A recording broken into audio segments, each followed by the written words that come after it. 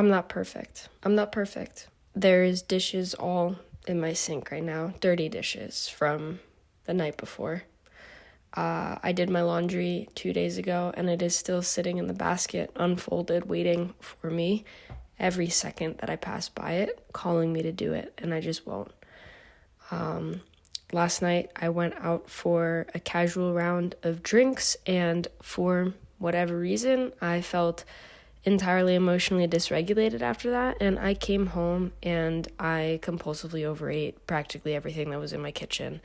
And that's hard for me because I've been doing really well. And I told you last week in a video about all of my behavioral protocols and this consistency that I've been establishing, how well I've been doing across the board. But the thing is, that's true. And so is this, because I'm not perfect. And I think above all else, what I have been working on the hardest for the longest period of time over the last 2-3 years of my life is recognizing that this version of me can be true and real and exist at the same time that this version of me can be true and real and exist. The version of me that wakes up every morning and goes for a walk without her phone and takes a cold shower and writes and makes YouTube videos for the internet, diarying every single ounce of her life without a care for its vulnerability. And the version of her that has a beautiful set of emotional tools in her toolkit to handle a dysregulated nervous system and trauma. And there are still going to be times when the yoga nidra doesn't work and the cold shower doesn't work and the breathing doesn't work, and all I can access is my pantry and the food in my pantry, and the dishes are going to sit in the sink, and that's okay. Because these are both versions of me. We all have different versions of ourselves. I'm not perfect, but I am human, and that in and of itself is what makes me human. And I'm working on recognizing that it is okay to be this girl and this girl at the same time, or to have this girl be in flow and on top of the world and feel like everything is light and effortless, and also to have times where that girl completely falls flat on her face and the other girl takes over, and there are days where I'm out of flow, like this last week where people just brought extra emotional heaviness to my life, and I felt like I couldn't really focus at my writing, and it was hard, and I had to take a mental health day, and that's okay because I'm not perfect. I'm not perfect. I'm not human, and I'm doing the best that I can, and I'm learning to give myself grace and tenderness and compassion in these moments when I feel like I engage in behaviors that let me down in some way because I don't feel like they're in alignment with who I am or who I aspire to be.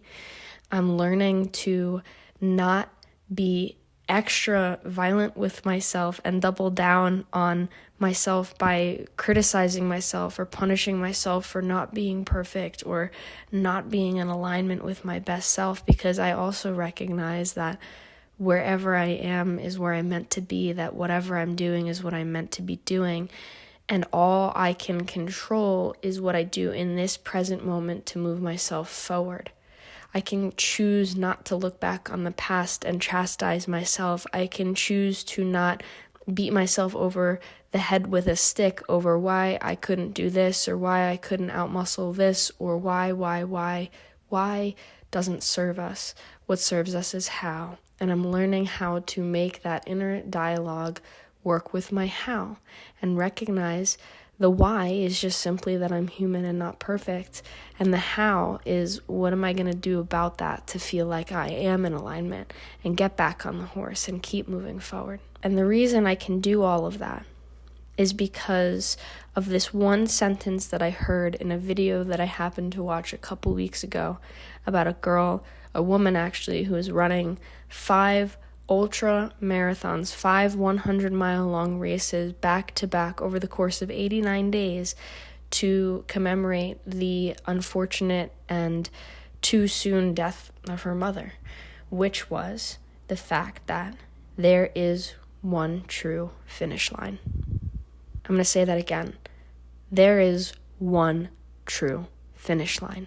It's not tomorrow. It's not the deadline that we set for ourselves. It's not the version of ourselves that we think that we want to be or have to be loved or to feel valued, either externally or within ourselves. No, that one true finish line is when our time here on earth is done. Donezo, gone. And until that finish line, everything else is not a true finish line. It's just maybe an opportunity to pause, to reset, to fail, if that's what you want to call it, but to pick yourself back up. I've talked about the importance of being consistent, and not a quote by me, but another quote by Nick Bare. It's better to be consistently good than it is to be occasionally great. While I feel like the inverse of that is also true, which is that if you are consistently good, you are allowed to give yourself reprieve for the times that you are less than consistently good. Maybe you're occasionally bad, and that's okay too, because there is one true finish line. And that's not to say that what we do along the way to approaching that finish line doesn't matter. On the contrary, I think the exact opposite is true. It means that everything that we do in pursuit of reaching that final finish line can matter as much as we want it to matter. But at the end of the day, they are all just moments. They are all just momentary points in time along the timeline of reaching that finish line. And so I'm not perfect. There are days when I feel stellar, amazing, stupendous, on top of the world. I'm the best. Whoa, the crowd's cheering, the internal landscapes are calm, and I'm in flow, and that's beautiful. But that isn't my finish line. You know what I mean? I still have the next day. And who's to say that I'm going to feel that way the next day? Who's to say that I'm going to feel that way tomorrow or in a week or in a month? And there's the version of myself, the girl, the very real girl right now, with the dishes in the sink right across this door, this very door right here, separating me from her only for the time being, and the laundry behind me, separating me from this camera only for the time being, but doesn't matter because there's one true finish line. And if I went out for drinks last night and I had a hard time emotionally and I was dysregulated and I came home and I used a tool in my toolkit, the reality is it's a tool in the toolkit because it works.